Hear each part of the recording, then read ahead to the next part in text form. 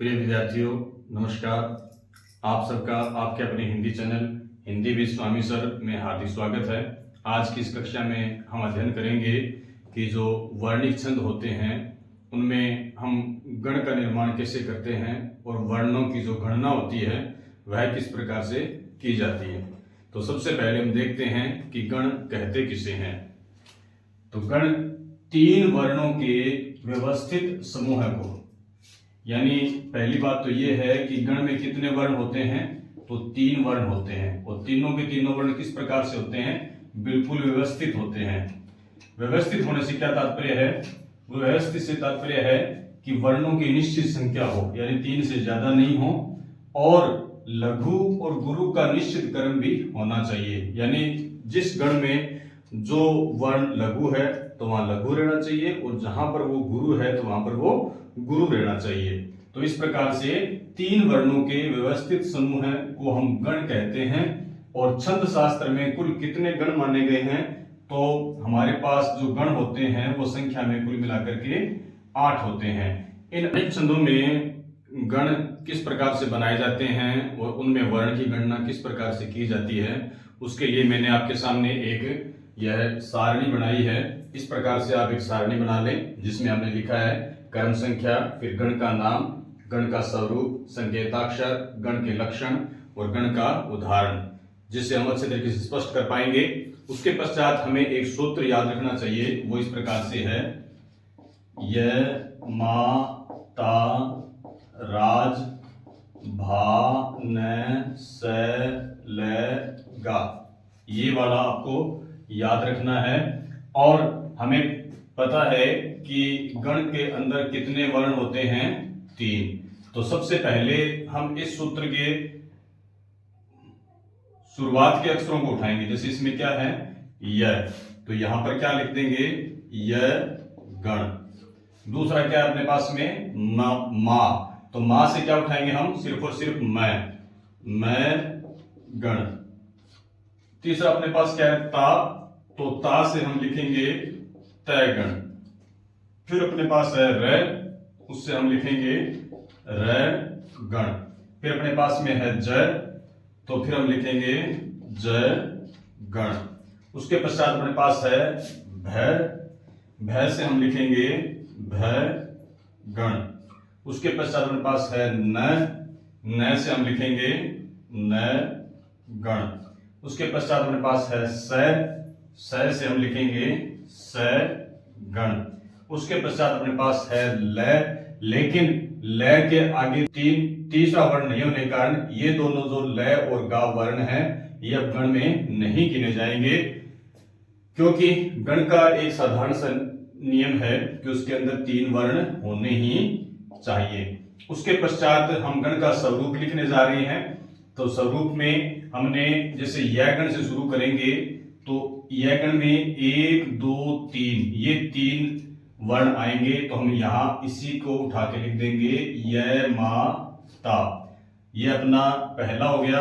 उसके पश्चात मैं गण है, तो मैं का हम लिखेंगे मा ता रा, इसको यहाँ उठाया और यहाँ पर हमने वैसा का वैसा ही लिख दिया। उसके पश्चात अपने पास तय गण है, तो तय गण में अब क्या आएगा, ता रा ज, यानी कि तीन तीन वर्ण उठाने यहाँ से, जैसे हैं वैसे के वैसे ही।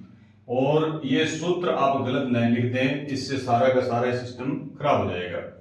फिर है रैगण, तो रैगण के लिए अपने पास तीन कौन से होंगे, राज भा, राज भा, ये हम गण के स्वरूप लिखने जा रहे हैं।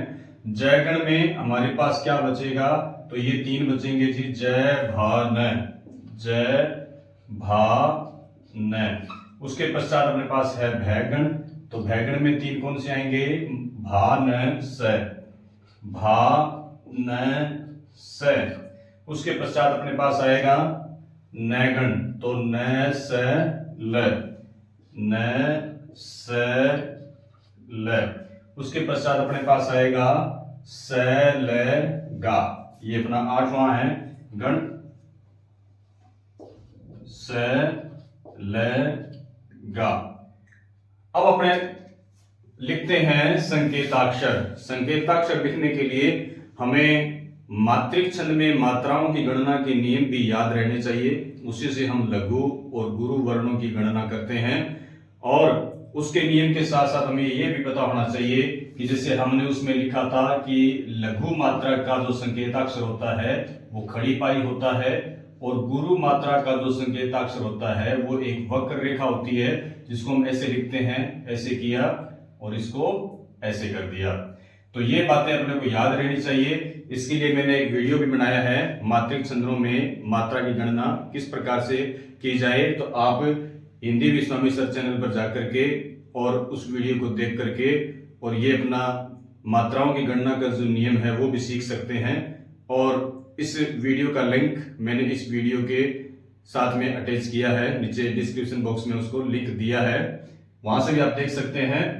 अब देखिए लघु और गुरु, इसके संकेताक्षर अपने को पक्के याद रखने हैं। और अब शुरुआत करते हैं संकेताक्षर बनाने की। तो यह में अपने आप में एक मात्रा है तो संकेताक्षर यह आएगा। मां में 2 मात्राएं हैं तो ये आएगा, और ता में 2 मात्राएं हैं तो ये आएगा। फिर मा ता रा, तो तीनों में ही क्या है, इस प्रकार से दीर्घ मात्राएं हैं यानी गुरु मात्राएं हैं। ता राज, तो इसमें क्या आएगा, इस प्रकार से। राज भा, तो 2 1 2, तो अपना इनका संकेताक्षर क्या आएगा, 2 1 2। जय भान, इसमें क्या आएगा, तो 1 2 1 यानी 1 2 1। भान स, तो इसमें 2 1 1 यानी 2 1 1। न सल 1 1 1, तो हम यहां क्या लिखेंगे, 1 1 1। सलेगा 1 1 2 यानी 1 1 और ये 2। अब बात करते हैं गण के लक्षण की। तो गण के लक्षण में हम यहां से उठा सकते हैं, इसकी शुरुआत है वो लघु से हो रही है, तो हम इसको लिख सकते हैं कि ये अपने आप में आदि लघु है, यानी कि शुरुआत में लघु से मात्रा से शुरू होता है या लघु वर्ण से शुरू होता है। इसमें तीनों ही क्या हैं, संकेताक्षर हैं, तीनों ही गुरु वर्ण हैं, तो हम इसको लिख सकते हैं सर्व गुरु। पश्चात इसमें जो अंतिम है ये लघु है, इसलिए हम इसको क्या लिख सकते हैं, अंत लघु। यहां पर लघु मध्य में है तो हम लिख सकते हैं मध्य लघु। यहां पर मध्य में गुरु है अकेला, तो हम लिख सकते हैं मध्य गुरु, यानी बाकी दो। यहां पर हमारे पास शुरुआत में ही गुरु वर्ण है, इसलिए हम इसको लिख सकते हैं आदि गुरु। उसके पश्चात इसमें तीनों के तीनों ही लघु हैं, इसलिए हम इसको क्या लिख सकते हैं, सर्व लघु। उसके पश्चात अपने पास इसमें अंत में गुरु है, इसलिए हम इसको लिख सकते हैं अंत गुरु। तो इस प्रकार से अपने ये एक सारणी बन जाएगी। अब गण बात करते हैं गण के उदाहरण की। तो गण का जो उदाहरण है वो हमें गण के स्वरूप यानी उसके संकेताक्षर के आधार पर लेना है। तो हम उदाहरण भी इसी प्रकार का बनाएंगे, जैसे इसमें लिखा है यह माता है, जिसमें कि पहला वर्ण लघु होगा और 2 वर्ण होंगे वो गुरु होंगे। जैसे अपने कल्पना करके लिखते हैं तो न जा रा, इसमें देखिए पहला लघु बाकी दोनों गुरु हैं, तो बन गया इस प्रकार से। अब दूसरा है मैगण। मैगण में मा तारा ये तीनों ही सर्व गुरु हैं, तो हम इसको न में क्या जोड़ दें, ना कर दें, ना जा रा। ये सीखने के लिए बता रहा हूं आपको मैं, उचित शब्द नहीं है लेकिन ये सीखने के लिए है। तो इसमें इस प्रकार से ये हो सकते हैं। अब तैगण बनाने के लिए अपने को 2 तो बड़े रखने हैं, लास्ट का छोटा करना है, तो हम इसको इस प्रकार से भी कर सकते हैं ना जा र, ये 2 2 1 हो गया। फिर हम रैगण की बात करें तो इसमें रा जय भा बनता है, तो इसी शब्द को हम अगर बनाएंगे तो ना जय रा, नाजरा बन गया इसका। इसमें 2 1 2 हो गए हैं। फिर हम बात करें जयगण की, तो इसमें जय भान है, यानी कि पहला वर्ण जो होगा लघु होगा और अंतिम भी लघु होगा। तो पहला ये लघु और दूसरा जा और फिर ये न जा र। भैगण की बात करें तो इसमें पहला अपने पास क्या होगा, गुरु वर्ण होगा और अंत वाले क्या होंगे, लघु वर्ण होंगे, ना, ज, र। फिर है नयगण। नयगण में तीनों ही क्या होंगे, छोटे होंगे, तो न, ज, र, इस प्रकार से। फिर अपने पास में सैगण है, तो इसमें दो शुरुआत के जो दोनों हैं वो लघु वर्ण है, और लास्ट वाला क्या है, गुरु वर्ण है। यानी कि इसको लघु रखें, इसको भी लघु रखें, और इसको क्या कर दें, गुरु कर दें। तो इस प्रकार से ये गण के उदाहरण हो सकते हैं, जो मैंने कि सिर्फ सीखने के लिए इन शब्दों को यहाँ पर डाला है। इसके अतिरिक्त कुछ छंदों के अंदर गणों की संख्या निश्चित होती है, गणों का क्रम भी निश्चित होता है, और कई बार क्या होता है कि अंत में या शुरुआत में कुछ लघु या गुरु वर्ण आते हैं। तो लघु और गुरु वर्ण के लिए आपको मात्रिक छंदों की जो गणना होती है उसके नियम याद होने चाहिए। उसके लिए आप इस वीडियो को जरूर देखें, जिसमें दिया है मात्रिक छंदों में मात्रा की गणना किस प्रकार से की जाए। तो ये था अपना आज का वीडियो, जिसमें हमने यह समझने का प्रयास किया कि वर्णिक छंद में गण का निर्माण कैसे होता है और उसमें वर्णों की गणना किस प्रकार से होती है।